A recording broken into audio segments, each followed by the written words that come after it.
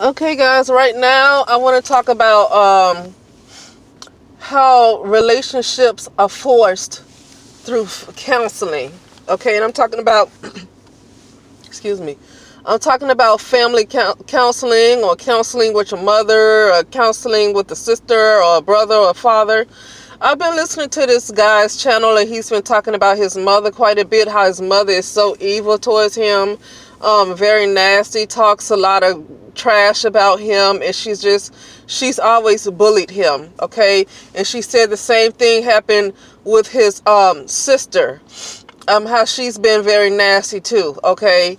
But you know, his father has not been around, and he talks about his father too, how he's just, you know, really just extremely narcissistic. But I want to talk about, because people have this habit of, and this is just kind of a general type of situation where people have this habit of feeling like, especially when it comes to the mother, people have this habit of being loving light and wanting to talk people into trying to work things out with the mother. Okay, if you look at some of these shows on television, some of these counseling type of shows, things like that, and or these family counseling, I know it's for TV and it's for ratings and things like that, but it's actually real life too, where people, you know, feel like you just have to try to work it out, especially when it comes to a mother, or especially when it comes to a sibling, but definitely a mother. You know, people really want to guilt you into making things work out with your mother. And it's so unfortunate, because no matter how abusive the mother is, no matter how much she allowed, and especially in the brown community, a lot of mothers are guilty of allowing their little girls and boys to, you know, they had an awareness of a lot of sexual abuse that happened in the household to their little girls and to their boys, and they did nothing about it. Okay. And then if the child do try to speak up, if the child does try to speak up, they're told, you know, especially if it's a girl, that she's too fast and all of this type of stuff. And then when you get grown and you want to, because I'm gonna tell you something, when people shut you down, when you try to tell what happened to you, and then people continue to shut you down, and you never get to tell your story, it's just going to keep coming back. So people say, well, why did you wait till you're this old to finally say something? It's because you've always been shut down, and you grow up in unfortunately, a lot of brown people, a lot of brown women grew up in a community where they have been, they basically believe that they should stay silent, because it is so often that they feel like it's normal to just hold that stuff in. But the problem is that energy is going to go somewhere, and it's going to keep coming back up. It's going to keep coming back up. It's going to keep coming back up. And they might turn into some angry, narcissistic type person, because they might feel like they done been through so much that now the world owes them something. The energy is going to go somewhere. And a lot of times a lot of brown women get to the point, because they never had a chance to express themselves when they were little. Especially when it comes to sexual abuse and all kinds of rape and physical abuse, and they've just been told to be silent, be quiet, and that energy goes somewhere. And so they turn into, it's like they almost turn into the most hated type of women, because they're so used to the energy of people hating them, is that they work even harder to make sure people hate them, you know. But I want to talk about the counseling, okay, family counseling, and why relationships shouldn't be forced like that. Okay, I want to talk about how especially when it comes to the mother. And if this is your story, where, you know, you might have grew up in a household where something might have happened to you. It could have been physical abuse, it could have been a sexual abuse, or it could have just been a lot of emotional abuse. It could have just been where, you know, the mother always want to just put you down. No matter what you do is not good enough, and they always want to put you down. To be honest with you, it gets to a point where you have to say that you know, it's just not worth allowing it to work out. Because I was listening to this guy that was talking about his mother, and you know, you always have some people that want to suggest trying to work it out with the mother, because she raised him, and so try to work it out with her, and it's like, no, it's not going to work, because in his case, just according to his story, because I'm not in his life, but according to his story, and mine, I say the same thing when I try to talk to, I'm not going to call her my mother anymore, the mother, is that when you try to tell them little things about themselves, it's like these women don't want to come clean about their dirt. They just want you to take their crap. They don't ever want to come clean about anything they've done. And this is what a lot of mothers who are like that, this is what they do. They never want to come clean. They just want you to see the fact that they raised you, and no matter how much they abuse you, you're supposed to take it, and you're supposed to continue to take their abuse because they raised you. This is the problem with the black mother. Sorry, this is the problem with the black mother. Okay, because they felt like they done been through so much, especially if they passed a certain age, like if they especially over the age of 60s, okay, because they grew up in a different time. And they felt like because they've been through segregation, Jim Crow, and then they might have been abused themselves. And so they feel like you're supposed to take it because they felt like they might have been through worse. So they feel like you're supposed to take whatever they give you, on top of them raising you. This is the issue with the black people, because of what black people have been through, that they feel like you have to take their abuse because they grew up during the time of Jim Crow. They grew up during the time where the water hose was put on them. So they feel like because they had to deal with things like that, and you don't have to deal with it, they have a right to keep abusing you. Black people are toxic as heck. And so the issue is, it's not that a lot of us, in a lot of our cases, well, I would never want to work it out with the mother because she's into, because I found out she was into, voodoo. I'm just going to say the word. I'm not going to act like it doesn't exist. She's into voodoo, but she's into voodoo in a way to try to harm me. So if I ever come in her presence again, she's going to try to get an item that belongs to me so she can use her, so she can start, because things have changed over with me, and what she's trying to do is not working like it used to. So they already tried to fool me and get me back to come back down south. So they can get some items that belong to me, most likely hair, so they can do their little magic again. So I would never talk to her because they're going to try to, they're going to try to harm me. Okay. So but in other cases,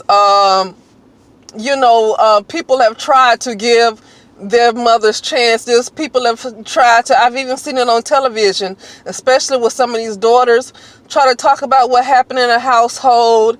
A lot of it, most of it is about abuse, some kind of physical abuse with these daughters. And I see them, just on television, talking to their mothers about what they've been through and about the abuse they've been through, what happened to them as a little girl. And when, when these women, when they tried to tell their mothers when they were little girls, the mothers will brush it off. And so now finally they're grown and it comes back up. And then the mothers are like, well, why did you wait till you're grown? Like, because I couldn't say nothing when I was little. Okay. The energy it's not going away. You hold it in, something's going to happen with it. Okay. It ain't going away. Okay.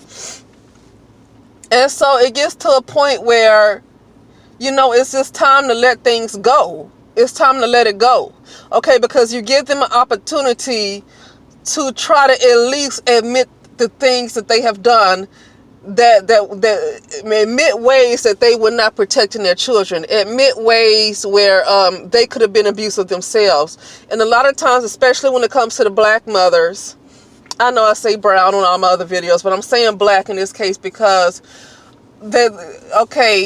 black in some metaphysical communities is the number 13 followed by the word lack. All right. And so when I'm talking about this particular example, I'm using that word black because they are kind of fitting.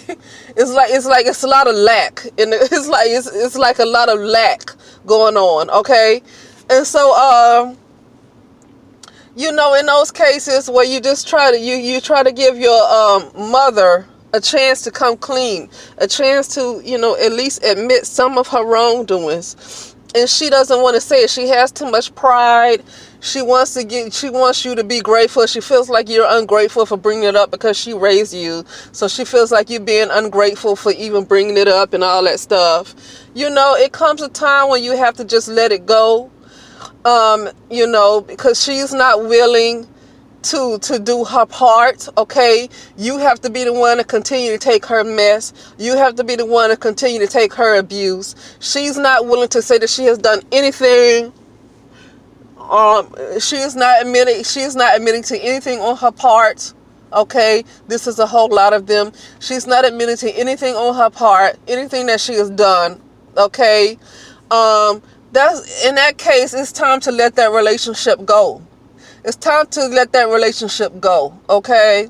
And even with siblings and stuff, it's like it gets to a point where when relationships are too toxic, and it literally gets to a point where you're unhappy around them, you're anxious around them, you dread even seeing them. It's like, you let the relationship go. It's no longer worth it.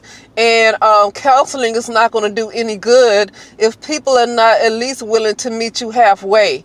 You can't just sit there and try to work things out while the other person never wants to admit their part in whatever happened. They never want to admit their part, okay? And they come up with this dumb stuff like, I'm not perfect. I can't stand that mess. I can't stand that dumb saying that I'm not perfect. Because nobody's trying to make the person perfect. Only thing that is asked is that a lot of these people, especially mothers and other people, the only thing that is asked is that they take responsibility. But instead of taking responsibility, they want to just say they're not perfect. I can't stand that mess. I cannot stand that mess when people say that. Okay? Duh, you're not perfect. We know that. But you're using that, you're just saying that because you don't really want to admit that you have done anything wrong. You don't want to take responsibility for your part in the whole issues with the relationships. You don't want to take responsibility for your part in it, and so you want to come up with this mess of, well, I'm not perfect. I can't stand that mess. But anyway, I'm going to end this. You guys let me know what you think. But yeah, especially, a lot of women who might have been abused as a little girl, sexually abused, physically abused, and in many cases the mother already knew about it. And it could have been some kind of man that she was dating, or it could have been a sibling of hers, could have been an uncle, and she didn't want to do anything about it. And and not only did she not want to do anything about it, she constantly treated you like you were the evil black sheep of the family. She treated you like you were the evil black sheep of the family. Okay, in that case, what do you think? Do you think you should try to work it out? Sometimes these love and light people, this is what I appreciate about the shadow side people, because the shadow side people will tell you to cut a person like that off. It doesn't matter if they're 70, it doesn't matter if they're 80, it doesn't matter if they end up in a nursing home, it does not matter. You owe them nothing. You owe them nothing. You don't even owe them dust. You don't owe them nothing. You don't owe them anything. They have not protected you. You have to go through years of getting your head back right because of the damage they have caused, they have allowed to happen to you.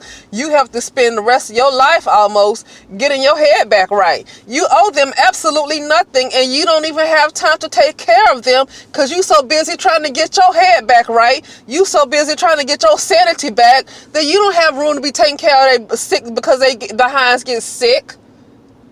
Like you supposed to be obligated to them now that they're sick, but they caused you so much agony growing up.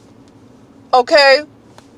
And this is when I'm passionate like this, I'm not even talking about my own story. This is something that's just, it happens so often. So when I'm passionate like this is not even about myself. This is just a story that continues to happen a lot with, children, and they grow up and their parents don't think, especially, I'm going to say especially black mothers, okay? Because, that's the community, that's just the community I know the best, okay?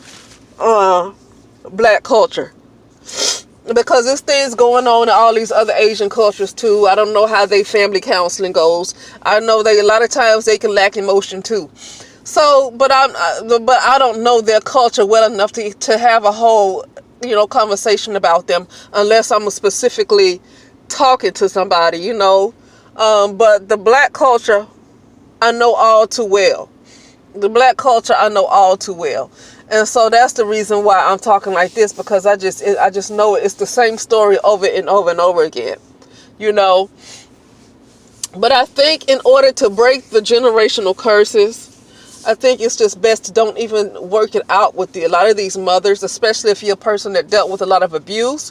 Could have been emotional, it could have been physical, it could have been sexual, whatever kind of abuse it could have been. I think in order to really try to break a lot of these generational curses is just to really cut off a lot of these mothers, especially the mothers, because the fathers, a lot of times they walk away. A lot of times the fathers, you don't even see them no more anyway.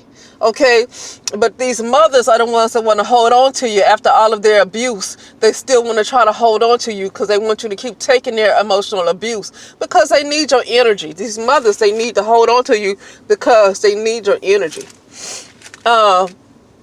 They're so miserable that if they don't have your energy, they probably won't live long. Okay, so with that being said, that it's probably a good way to end a lot of these generational curses is to just completely cut off a lot of these black mothers, just to cut them off completely, because a lot of toxic cycles and patterns continue because of this type of stuff right here, these type of mindsets.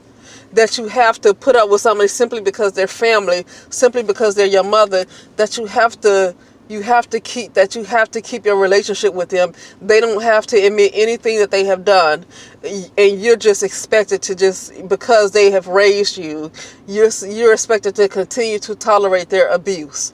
And I think to end this generational curse and this toxicity, and for women to love themselves again, especially women, they're going to have to cut their mothers off and start over. Just start over. But anyway, you guys let me know what you think, and I'll talk to you soon.